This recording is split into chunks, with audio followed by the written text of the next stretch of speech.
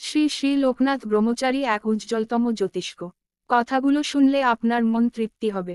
ভারতবর্ষের অধ্যাত্ম জগতে আজ অবধি যে কজন সিদ্ধ পুরুষ তথা যোগ সাধক আবির্ভূত হয়েছেন শ্রী শ্রী লোকনাথ ব্রহ্মচারী তাদের মধ্যে এক উজ্জ্বলতম জ্যোতিষ্ক। বাবা লোকনাথ এমনই এক মহাযোগী যিনি অপার আশীর্বাদ ও অনন্ত ভরসা হিসেবে সাধারণ থেকে অতি সাধারণ মানুষের কাছে বারংবার দেখা দিয়েছেন। প্রায় মিথ হয়ে যাওয়া তার সেই বাণী রণে, বনে, জলে, জঙ্গলে যখনই বিপদে পড়িবে আমাকে স্মরণ করিও, আমি রক্ষা করিব। কত যে আর্ত অসহায় প্রাণে এক অক্ষয় ভরসা হয়ে দেখা দিয়েছে তার ইয়ত্তা নেই। বলা বাহুল্য বাবা লোকনাথের আগে বা পরে আর কোন সাধক নেই যিনি এই প্রত্যয়ের সাথে, এই দৃঢ়তার সাথে পাশে দাঁড়ানোর অভয়বাণী দিয়েছেন। না, ঠিক অভয়বাণী নয়, বলা ভালো এরকম শপথ করেছেন। আর ঠিক এই কারণেই বাবা লোকনাথ আলাদা, অনন্য, অতুলনীয় এক ব্যক্তিত্ব। সাধারণত সকল সাধকই কোন না কোন দেবদেবীকে ইষ্টজ্ঞানে অবলম্বন করে তার সাধক জীবন শুরু করেন। লোকনাথ এই ধারার এক বিরল ব্যতিক্রম। তার সাধক জীবন শুরু হয়েছিল ব্রহ্মজ্ঞান প্রাপ্তির অবিচল আকাঙ্ক্ষায়। ফলত কেবল মানুষই নয়, সামান্য কীটপতঙ্গ থেকে শুরু করে সকল প্রাণীকুল বাবার কৃপাধন্য হয়েছে বারংবার। বাবা লোকনাথ এমনই এক বর্ণময় চরিত্র, যিনি তার অন্তরের অসীম করুণা দ্বারা যেমন বারে বারে মানুষকে সিক্ত করেছেন, তেমনি তার অপার অলৌকিক ক্ষমতা প্রদর্শনের মাধ্যমে তাকে অভিভূত, স্তম্ভিত করেছেন। যার জন্মস্থান নিয়ে এত বিতর্ক তার জন্ম যে আর পাঁচজন সাধারণ মানুষের মতো হতে পারে না এ কথা বলাই বাহুল্য। এই ধরাধামে তার আবির্ভাবের সময় থেকেই বাবা লোকনাথ তার লীলা প্রদর্শন শুরু করেন।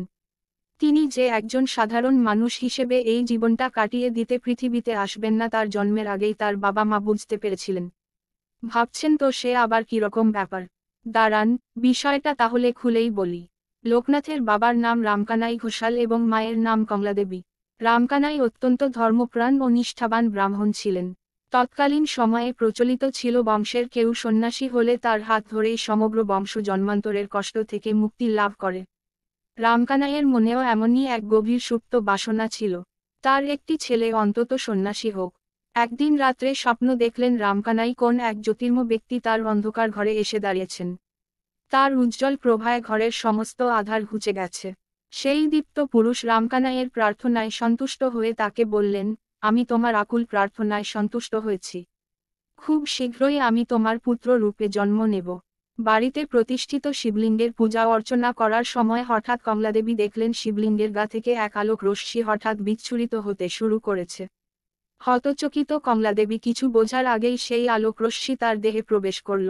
ঘটনার আকস্মিকতায় অজ্ঞান হয়ে গেলেন কমলাদেবী।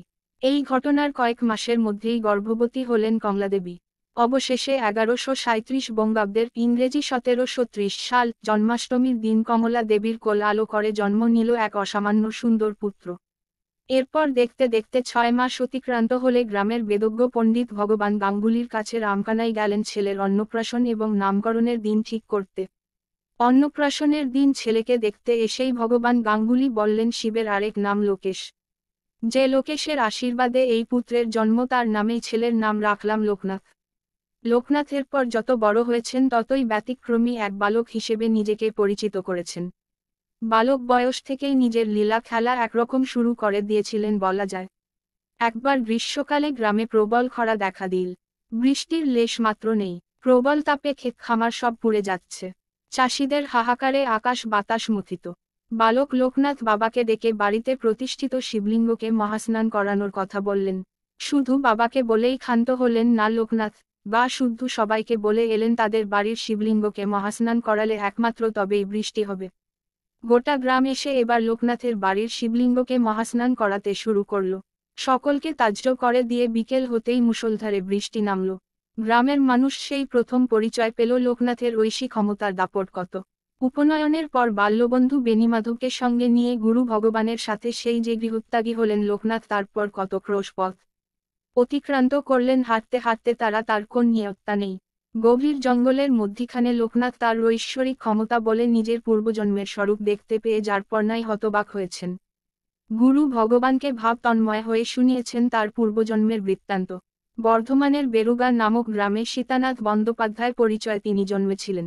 সেই সীতানাথের সাথে আজকের লোকনাথের কি আশ্চর্য মিল।